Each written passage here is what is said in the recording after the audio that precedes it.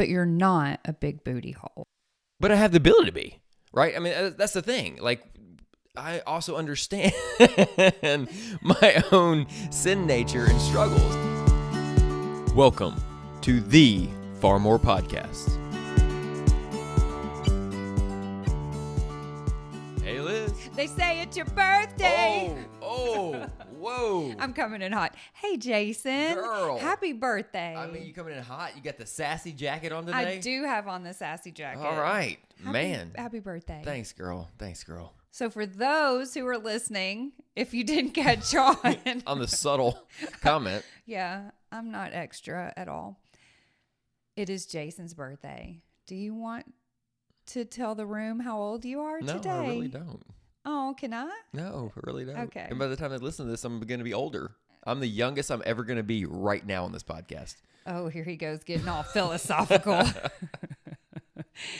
Hey, gang, we are so happy that you're here for another episode of the Far More Podcast. And this is like the Far More Podcast birthday edition a little bit since it is Jason's birthday. So is this why? So I got excited last week when we recorded because you dropped like 2 hints of future shows we were going to have. Yeah, and they are still Right. going to be future Correct. shows. And so this morning I was like, hey, what are we going to talk about so I could prepare? And you're like, I'm not going to tell you. I'm like, well, that kind of defeats the purpose of me being able to prepare for this podcast. That's fair. But it's going to be fun. Okay. Yay. that's my sweet spot is fun. No, listen, I have some fun planned, but Okay. but I also know how much you love serious and intentional. So don't worry, there's going to be some serious questions that I throw at you. You're asking questions. Is this like a Q&A? This is a Q&A. Interesting. Okay. So, shall we? I don't. Do we have an option? No, Okay. you're stuck with me. Whoa, stuck like glue. It's You the and singing me, edition. baby, we're stuck like. Okay, so 1 year older, Yes. 1 year wiser. That's your first question. I think 1 year more experience. So with experience comes wisdom for sure. Okay. I'm also just processing the world, my faith, That's a lot. and everything differently than probably where I was this time last year. So I think that is Okay. also some maybe true wisdom coming in that. Maybe let me say, instead of being wiser, I'm seeking more wisdom Okay. than ever, intentionally. Okay, let's go to a fun one. Fun one. All right. Now, you might actually have to give this one some thought because I know that when I ask you what is your favorite anything. Oh, that's the worst question ever. I know. So maybe I can narrow it down into like a couple of categories. What is your current favorite country song? We're recording in 2024. Do you have a current, like What was interesting is I've been going back to like 90s country lately. That was a good decade. It was for a good country decade music. for country. And my music tastes are all over the map. They truly are. They really are. I've been listening to some Blake Shelton, God's Country. I've also listened to some new stuff. I'm trying to get into Morgan Wallen a little bit. Your daughter would be so happy. I think she's influencing that a little bit. So everything from like older 80s, 90s country to trying to figure out the whole new kids on the block here of country. Oh, goodness. Morgan Wallen. Yeah. And team. Luke Combs, like his remake of Fast Car. So that kind of pulls from like both eras of going back to Tracy Chapman, like the original version and this. So there's some fun ones. Okay. What about, this one's going to be real tough. I love me some Brooks and Dunn too. So I always go back to that. What about your favorite worship song? Current, like it just transports you into a different space. I mean, Brandon Lake's Gratitude's pretty hot right now. I've played that a lot.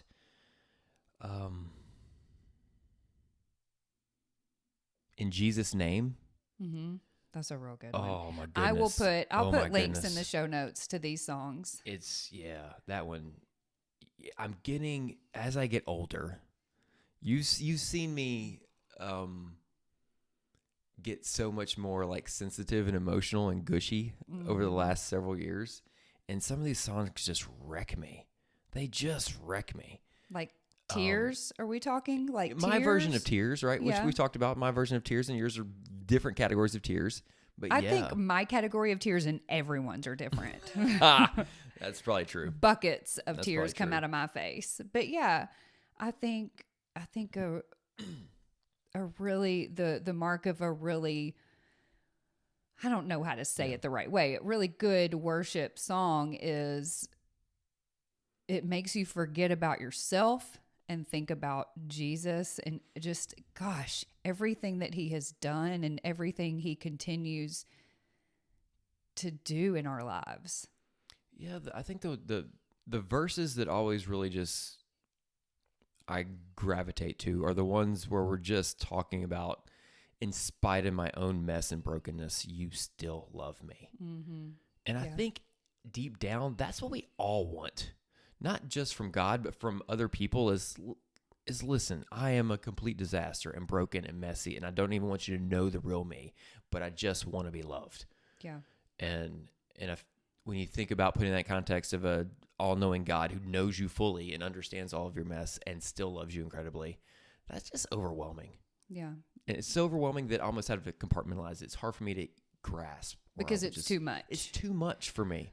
So there is a song, there's one line of one song when you said it completely wrecks me. It took me to this one line of one song. I could listen to it. Are you going to Reckless Love? I could listen to it 1,000 times. Now, I don't know if it's that one. Okay. I could listen to it 1,000 times over and over on repeat. And I am willing to bet $100,000 that it would wreck me every single time I heard it. And as you speak, 100 billion failures disappear. Where you lost your life so I could find it here. But it's and as you speak, 100 billion failures. As soon as whoever is singing the words sings the word failures, I come completely unglued. Because in so many times in my life, and I know it will continue to be this way, number one, I have failed. But I also feel like a failure. You know, all the personal development people tell you, you're not a failure. You have just failed. Well, that's cute. Okay. Like, that's real cute. And it sounds romantic. But so, and I know that that's only Satan. That's only Satan trying to keep me in bondage to the failures in my life. And he's the one who's saying, you are a failure. You didn't fail. You are a failure. And so that line, it wrecks me. You know what I think about when you say that is how much you love me. I do think about that, and even through your own brokenness, how much I love you. I mean, thank goodness. But I think about the different responses we have as humans to that same feeling. It doesn't matter if you are just feel like you're completely struggling with life and everything's a disaster, or you're a super high performer. You both actually have that same feeling. One's just saying, I want to hide from the world and I'm going to go over here. And one's saying, I'm trying to outrun my own brokenness. And my off switch is broken. I'm just going to keep going and going and going. Yeah. It's the same feeling. It just manifests itself in two different ways, different responses to it. Yeah. Yeah. So, worship music. It'll get you. Yeah. What about rock? Anything there? You know, alternative, like there's some Stained that I like. No Smashing Pumpkins. No, never did Smashing Pumpkins. Metallica. Never really got into any of that. Nirvana. No. Outside like the Teen Spirit. No. Nothing like that. Never got into that. Okay. I've been more like Matchbox 20. Was that rock? No, that's what I'm saying. I was about to say, I don't think. Right? I don't think that was rock. That's what I was saying. I've been more like that speed. Okay. Did you like any pop groups? Like Spice Girls? Like, what do you mean when you say pop? You know, Britney Spears, Christina Aguilera, NSYNC, Backstreet Boys, which, you know, those two groups are experiencing a resurgence now, I think. Like, I've never put real money on buying those things. Like, I would listen to it. So it's not really your thing. No, I've never really been like a big concert goer. Even though my first concert ever. Was it Master P? No, girl. Oh. It was Sade, right? See? Oh, Smooth Operator. Correct. So Sade, my first hip hop concert was probably Method Man, Redman, DMX. Wow. Okay. Right. I'm all over the map. We're here, learning girl. so much today, friends. I'm all over the map. We are learning so much today. A lot of this needs to be sanctified. We all need to be sanctified. Yeah. So let's pivot, though.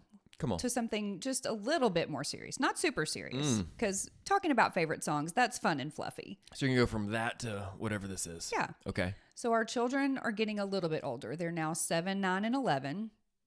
And, you know, I think we've talked about before how parenting sort of, it shifts and it takes on a whole different look, feel, purpose as they age, as they get older. What are some of the ways that you feel like, since becoming a dad, and now that our children are a little bit older, and we're starting to speak more into like their values, their morals, their this, their that, how have you changed your parenting style with your children now that they're a little bit older?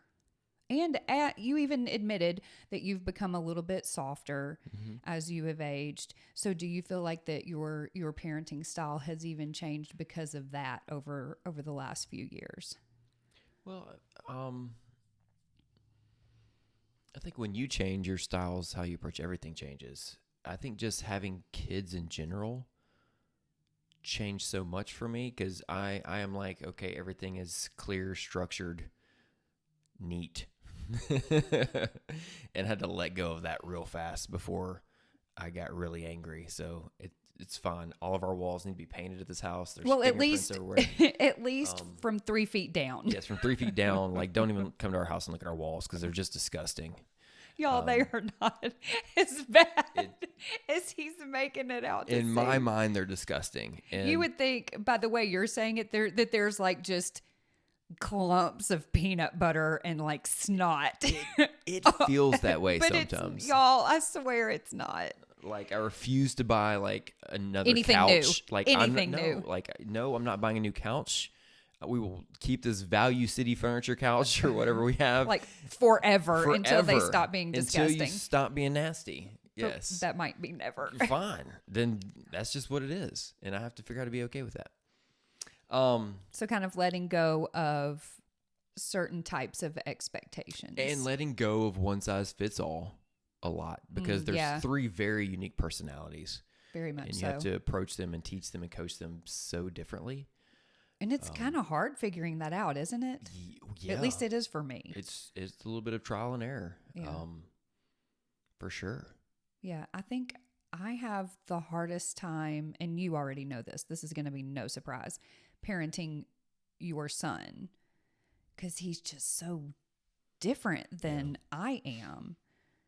I think, well, obviously, I think parenting boys is very different than parenting girls, but I think because he and I think so differently and process so differently and react also so differently, I have to come to you a lot. And I'm like, I don't know what to do here. You have to help me. Well, but it's also getting harder for me because as much as he processes information like I do, how he responds to that information is not the same as me, or his natural instincts aren't necessarily the same as mine, right?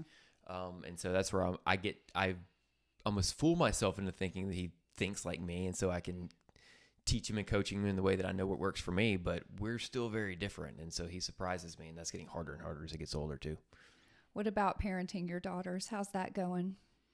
You know, one of them lovingly refers to herself as your favorite child. My favorite child. Not mine, y'all. No, Not mine. Child. That's right. His. your favorite child? She doesn't say it to me. She says it to him. Yeah, they get away with a lot more than my son does, for sure. That is 100% true. Half of it is because of Brandon's a lot like me, so which means I know the trouble you're going to get into, or I have prescribed in my head, which isn't great. Here's where I know you're going to struggle because I understand how you look at the world. Yeah. And so then I'm like, oh no, don't go down that path. Then you realize, you know what? You're going to have to make mistakes and learn it yourself. The hard way. As much as we want to protect and try to coach and guide, a lot of things you just got to learn yourself. That's true. So we're talking about parenting, being a dad, children, which led me to think about this question. Or let me say, have you even thought about this yet in your life? Have you thought about what sort of legacy that you want, or you want us to leave our children? Like what sort of legacy do you want to leave? Well, we talked last week about reframing some things about who we want to be. Mm-hmm. The word legacy is just such... It's a big word. It's a big word. And the more I think about the word legacy, the reality is that's more about us and how we want to be remembered than it is what we're supposed to do to point our kids to Jesus. Yeah. Right? And so the legacy aspect is, if our grandchildren are pursuing Jesus, that's real legacy. That's a really real good legacy. way to look at it. And so I've thought a lot more about that, of, okay, how do we create the structure and teaching that you hand down? So do you like reverse engineer it in your head? Because I know that you're a big fan of who do we want to be? Where do we want to be? What do we want to accomplish? And then moving backwards from there. So if you're saying leaving a true legacy is knowing that our grandchildren are following Jesus, have you tried to reverse engineer that in your head? No, because I'm also at least wise enough to understand that it can't be because of me. Yeah. It's only because of God. Like I'm sitting here trying to figure it out, or quote figure it out. Quote figure it right? out. I'm trying to grow that relationship. I'm trying to understand what God's calling me to do uniquely. Right. Much less what He's calling me to do and how I lead my family for the next generations. He might not even be. I don't know. And I think that's one of the big things changed with me, is just being more open to whatever the possibilities are, in terms of God's calling me to do, which I have to say, this time last year, I wouldn't be as open to that. I'd be Wouldn't be as open to what? Whatever God had for my life. Okay. It's more of, nope, I'm going to force this equation and go this way. Okay. Here's my goals and objectives going this way. And now I'm just more of a place of just putting all those on the table, because it just doesn't matter that much. If it's not, are you saying it doesn't matter that much if it's not this something exact that you way, have been called to? Or it doesn't matter this much. Some things that we think of are important goals and objectives just aren't that really that big a deal. Yeah. They don't matter. Well, yeah, They just don't because matter. when you said, when I think of legacy, I think historically I've always thought of whatever legacy is like, how, this is going to sound so cheesy, but how much money are you leaving your children? Are you leaving them a business? Are you creating a business and putting the blood, sweat, and tears in now so that you can pass that on to them in the future? I rarely have thought of it in an intangible way. I've always thought of it as you're passing on something tangible. But I don't think that's really what leaving a kingdom-minded legacy is, right? Like, well, I mean, those other things help and they're nice, but right, even if I park the kingdom-minded legacy piece of that, I'm more of a place of less leaving a business to my kids and more leaving them the knowledge of how to start a business. The teaching them how to do something. To think about something, right? If you have nothing, what could you do? How do you create Right. it? How can you create your own? Mm-hmm. How do you not feel like you're trapped in a thing? And how does that marry up with leaning into God? Like, it's kind of those kinds of things that I feel are just more important. Yeah. Um, They're definitely more important. 100%. yeah. How can we, or maybe I should just put you on the spot, Mm. but I won't. I'll say we. Okay. How can we best model following Jesus for our children? I mean, they're still relatively young, but I feel like we do have these spiritual disciplines that we do that they see Yeah. on a daily, weekly, monthly basis. But let me reframe the question. Where do you think we have a lot more room for improvement? Because I don't even want to go to the parenting side. okay, I'm at me. okay, I just talked about how I'm trying to figure out in my own life how to lay down goals and objectives and just lean into God's will for my life. that's a big one for you. That's in direct opposition of my professional life, Yeah. which is all about goals and objectives, right? These two things are just colliding internally. Yeah. If you look on one side of me over here, you're going to see a guy that looks like he's just super intense, highly driven, go after goals and objectives professionally. Because you are intense, girl. Right. On the other side, you're going to see a guy that's trying to lay everything on the table and be open to whatever God wants to do in his life. And it doesn't have to be this checklist of goals and objectives. That has to be really hard. It's hard. It's something I've been struggling with. Months? Yes.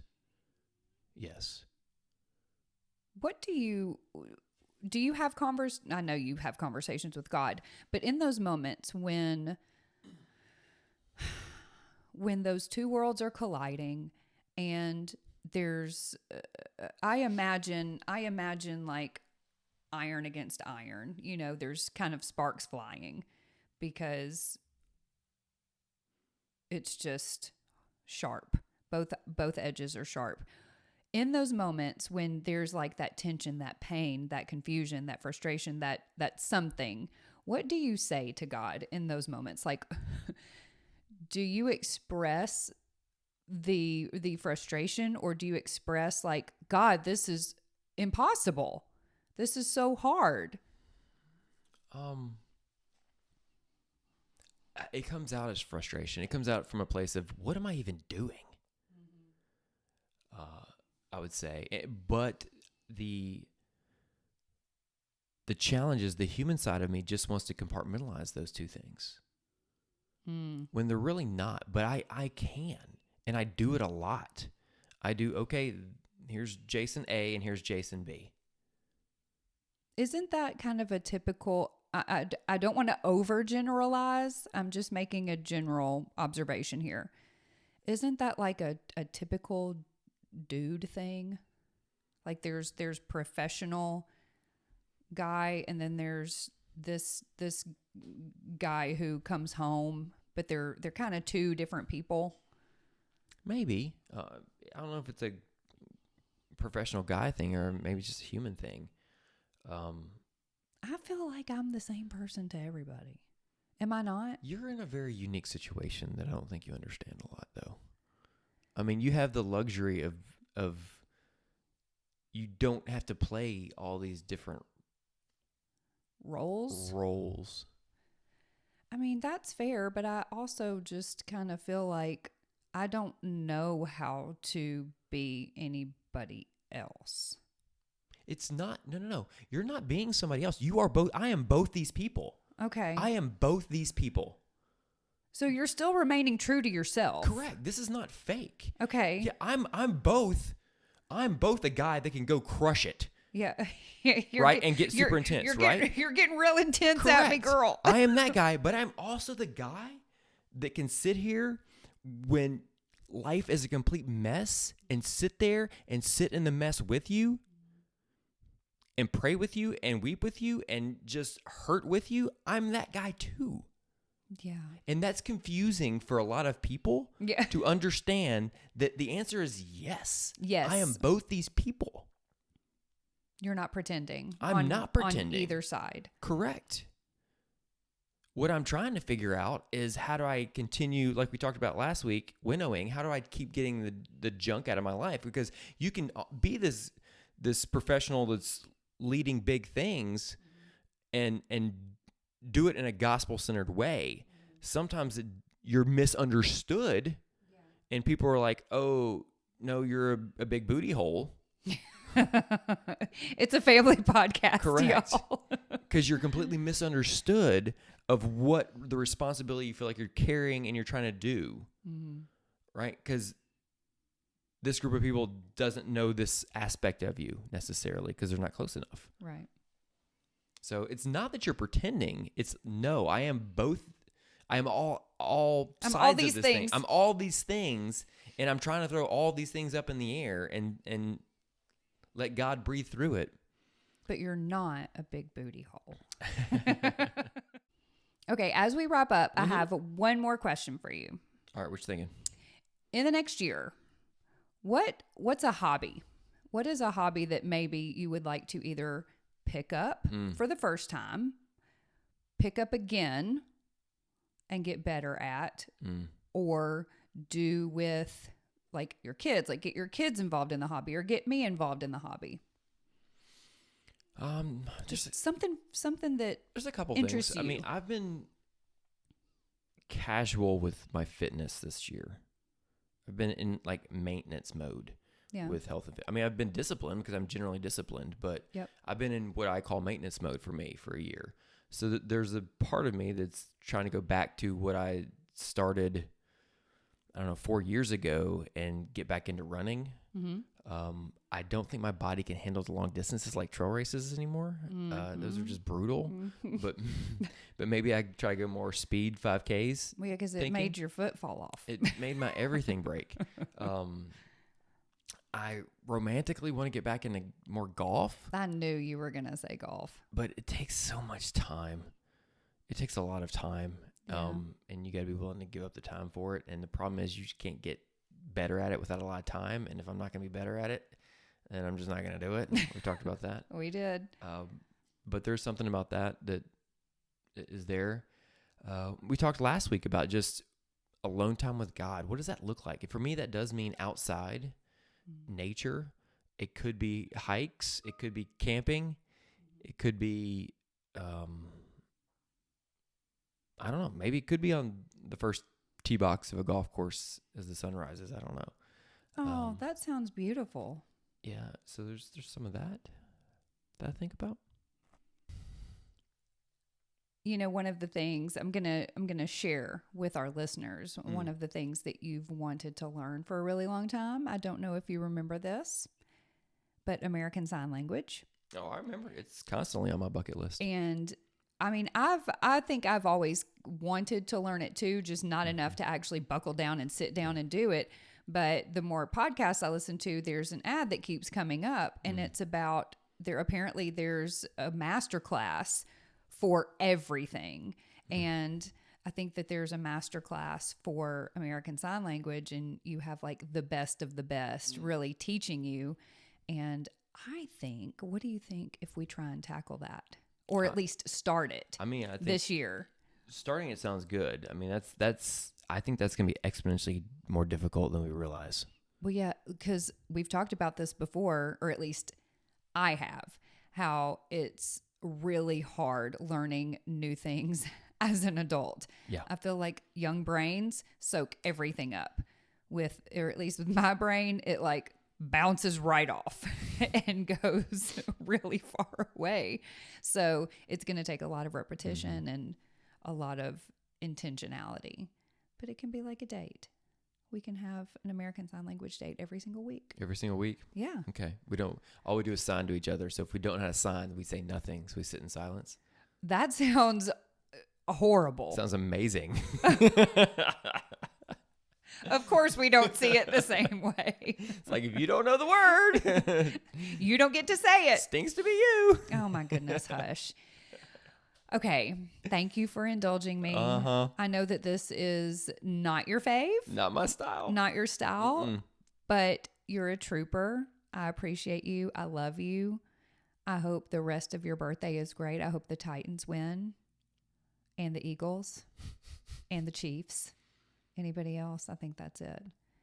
And for those who are joining us for the first time, welcome. We're so glad you're here. I said it at the top of the episode. We are on all things social. So if you are not following us, we are on Facebook, Instagram, TikTok, YouTube at Far More Podcast. And I haven't said this in a minute. Please send me an email. Just say hi. Or if there is something that you want us to talk about on the podcast, you can send that farmorepodcast@gmail.com. So this is a special edition. You can tell us what's up next. Up next is what we were going to talk about today, but then I did a little pivot. We are going to talk about, you're putting me on the spot here so that Welcome. so that we actually do it. Right, I'm getting you on records You now. are. Right. Listen, I know you. I know what you're doing, Come on. girl. Next episode is going to be about sitting alone in the quiet with God, which is called Eremos. Until next time, happy birthday, Jason. Thanks, girl. I love you. Love you. Bye, y'all. See ya.